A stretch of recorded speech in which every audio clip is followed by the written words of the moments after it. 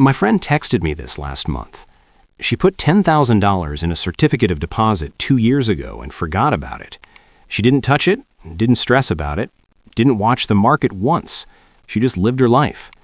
And when it matured, she had an extra $482 sitting there, guaranteed, with zero risk. Meanwhile, her coworker had the same $10,000 in a regular savings account. She got $9. I'm not rounding. $9. That's the difference a certificate of deposit makes, and today I'm going to show you exactly how it works. Last video, we talked about high-yield savings accounts, how they work, what they actually pay, and why your traditional bank is quietly hoping you never switch. If you haven't seen it, there's a link in the description, worth 12 minutes of your time. But I also said something at the end. I said the next video would cover certificates of deposit, what they are, when they beat a high-yield savings account, and when they don't. Today we're getting into certificates of deposit, CD rates, how CD laddering works, and when a certificate of deposit flat out beats a high-yield savings account.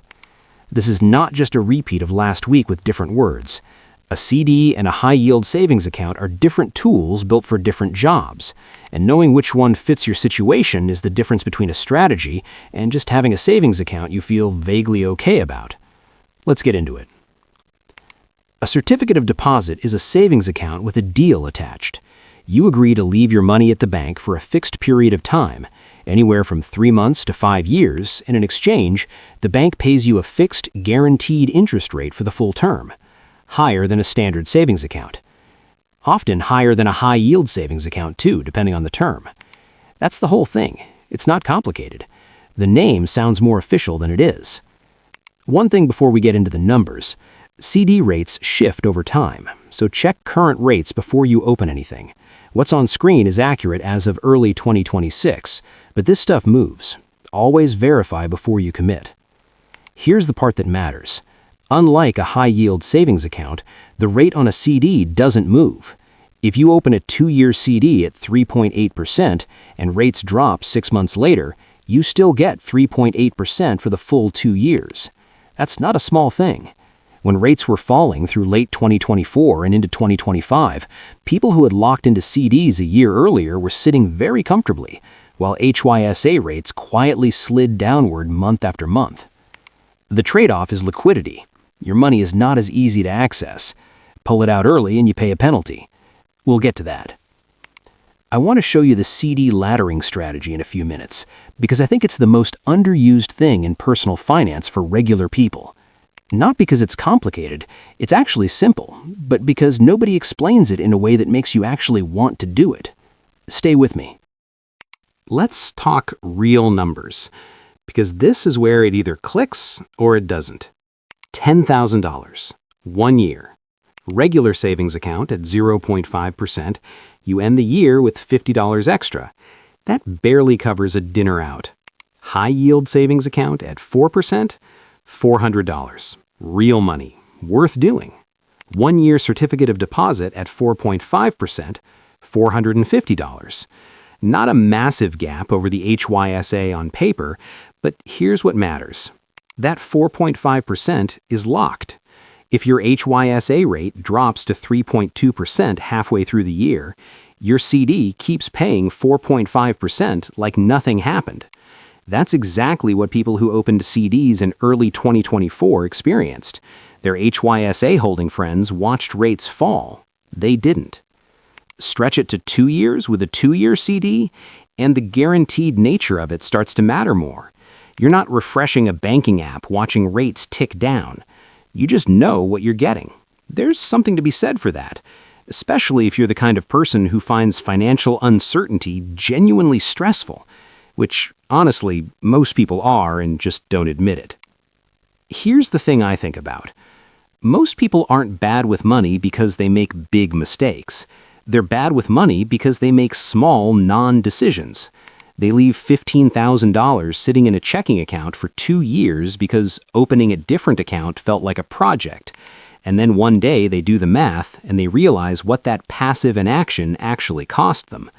It's not guilt-trippy to say that. It's just true. The math doesn't care how busy you were.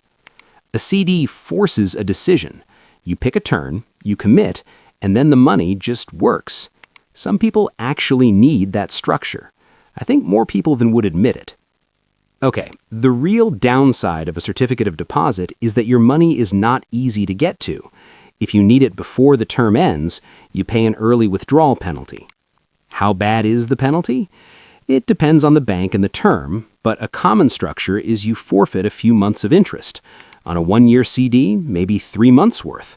On a 5-year CD, sometimes 6 months or more. In most cases, you don't lose your principal, but you can lose all the interest you earned, and in some rare cases, dip slightly into the original deposit. My opinion on this, the early withdrawal penalty isn't a flaw in the product, it's the product. The whole point of a certificate of deposit is that you're making a commitment in exchange for a better rate. If you might need the money, don't put it in a CD. That's not a bug, it's the literal terms of the deal.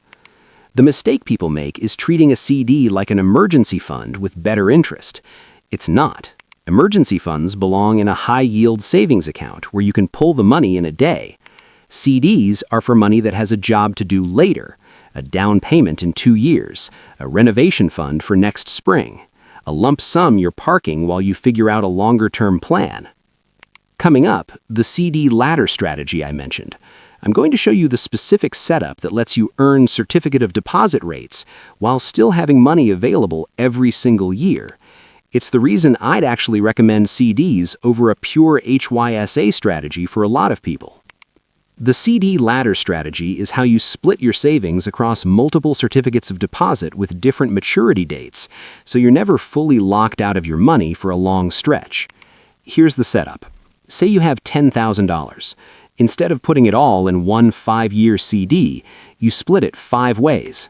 $2,000 in a 1-year CD, $2,000 in a 2-year CD, $2,000 in a 3-year CD, $2,000 in a 4-year CD, $2,000 in a 5-year CD. When the 1-year CD matures, you take that $2,000 and roll it into a new 5-year CD. A year later, the 2-year CD matures, you roll that into another 5-year CD. You keep doing this. Within 5 years, you have 5 CDs, all at 5-year rates, all maturing 1 year apart from each other. You have access to $2,000 every 12 months.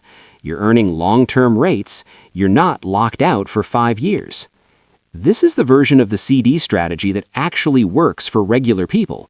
Not putting everything in one long-term CD and hoping you don't need it. Not putting it all in short-term CDs because you're nervous. Splitting it, staggering it, and giving yourself access on a schedule you can plan around. I genuinely don't understand why the CD ladder strategy isn't more widely talked about. It costs nothing to do. It takes maybe an hour to set up, and it solves the main objection most people have to CDs. What if I need the money? So when does a certificate of deposit actually beat a high-yield savings account? When you can commit to a timeline. If you know you won't touch the money for a year or more, a CD's locked-in rate usually wins, especially in a falling rate environment when HYSA rates are drifting down, which, as of early 2026, is exactly where we are. The Fed cut rates 3 times in the back half of 2025. HYSA rates followed. CD rates locked in before those cuts are still paying what they promised. When does a HYSA win? When you need flexibility. Emergency fund? HYSA. Monthly savings you're still building? HYSA. Money with no defined purpose yet? HYSA. The honest answer is that most people should have both. A high-yield savings account for the liquid stuff, a CD ladder for the money that has a plan attached. When your certificate of deposit matures, most banks give you a 7 to 10-day grace period. After that, they auto-renew it, usually at whatever the current rate is, which may not be what you want. Put the maturity date in your calendar right now, not when it matures, a week before, so you have time to decide whether to roll it, move it, or ladder it into something else. Missing that window is the one way a CD becomes annoying. It's avoidable. Just set the reminder. A certificate of deposit is not exciting. There's no app to check, there's no rate to watch, there's no move to make. You put money in, you leave it, You collect what was promised. That's the whole thing. I think that's actually what makes people underestimate them. We're so used to the idea that doing more means earning more that a product designed for you to do nothing feels wrong. But for a specific chunk of money with a specific timeline, doing nothing is the right move. The money just works. If you found this useful, the thumbs up helps more than you'd think. And if you're already using a CD ladder or thinking about starting one, drop your setup in the comments. What terms did you pick? What bank? Other people in this community actually look at those when they're deciding. What are you saving for right now? Leave it below. I want to know.